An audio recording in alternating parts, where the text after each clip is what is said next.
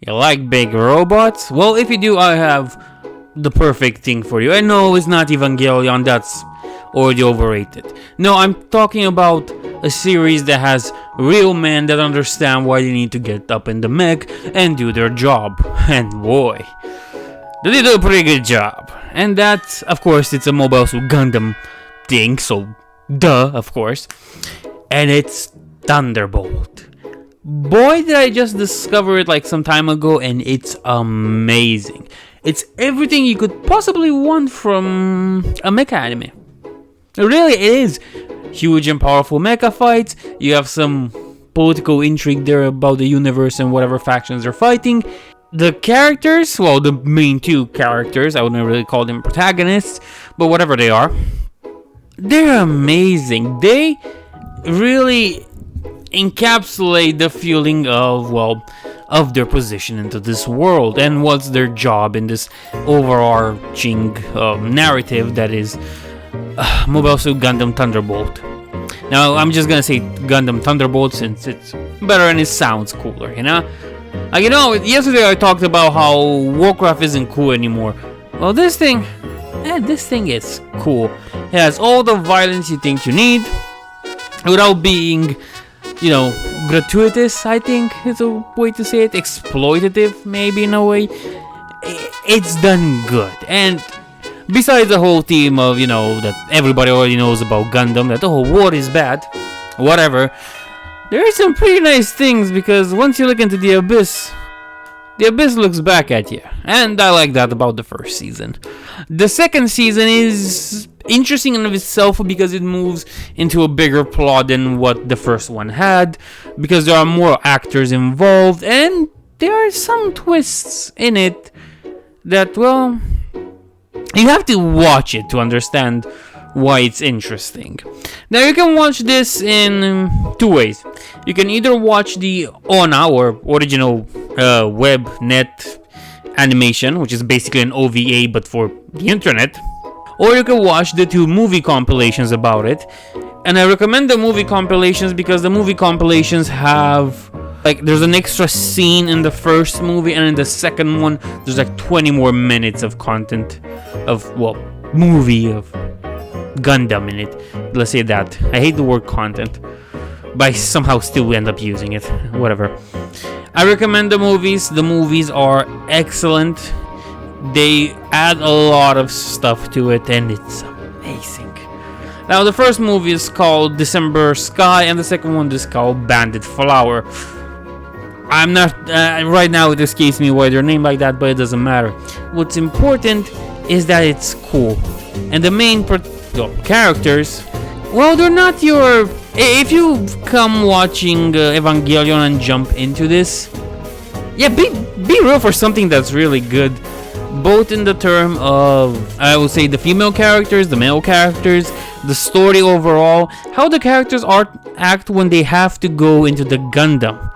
Because you see, that's the most important part, because the Gundam in of itself is like a tank, a jet engine, a jet plane, whatever shadow, whatever planes there are nowadays.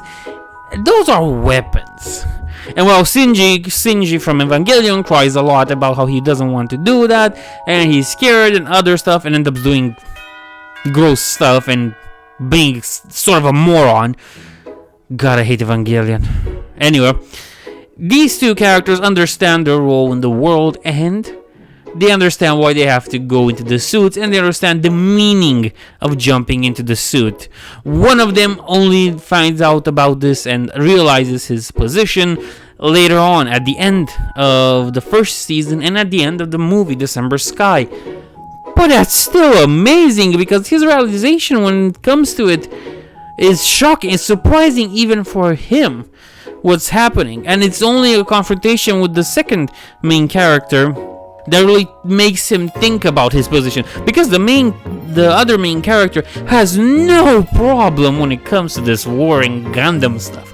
He loves the mobile suits. He loves being out there in the battlefield and just jumping around and free falling everywhere, into space, into water, into the air. No problem. While the other main character, he's okay with his job, but He's more of an idealist in a way. He has dreams and aspirations. To him, piloting the mobile suit isn't the same as it is for the other character. For one, it's freedom. For the other, is a necessity. And that's what makes it cool. Well, for Shinji is saving the world, but Shinji is a moron. But let me try to sell you more on why it's cool.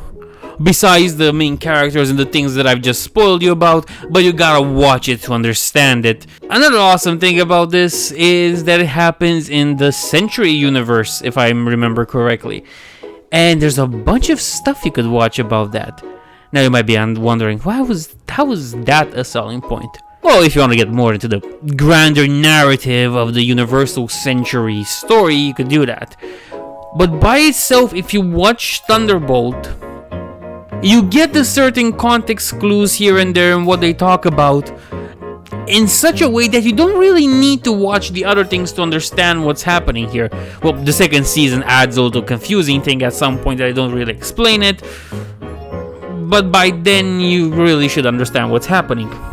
So you could watch this without having watched, in my opinion, anything related to Gundam before.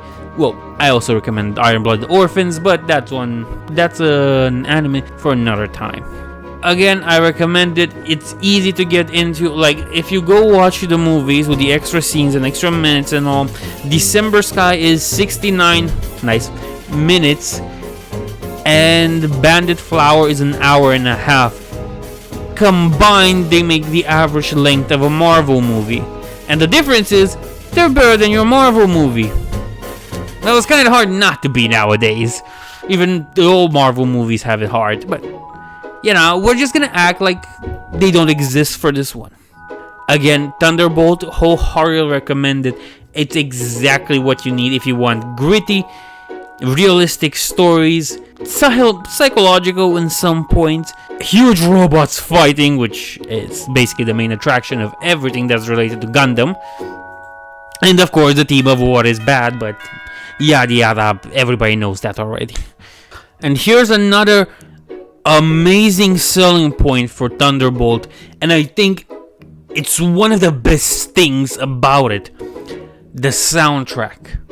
From your normal Japanese music, which is pretty good at that one. I have one of the songs playing, hopefully, in the background of this. Hopefully, I say. To free fall, no, not to free jazz, not free fall. Free fall's what they do in the sky. It doesn't matter. To free jazz. The soundtrack is exceptional. It's amazing. It's a marvel. It's a beauty to listen to. I'm telling you, after you watch those movies or all the 8 episodes that make season 1 and season 2, you will fall in love with the movie, and you will find some tracks there that you really like. Some of my favorites are from season 2 or Bandit Flower, Groovy Duel, and my favorite, I forgot its name because I think it's in Japanese. Yeah, it's Senso, which is amazing. And they're not the only good ones in this. Far from it. There are better things in it, and it's amazing. The animation is also a plus, but the animation is a plus for me, I would say, since it might put some people off.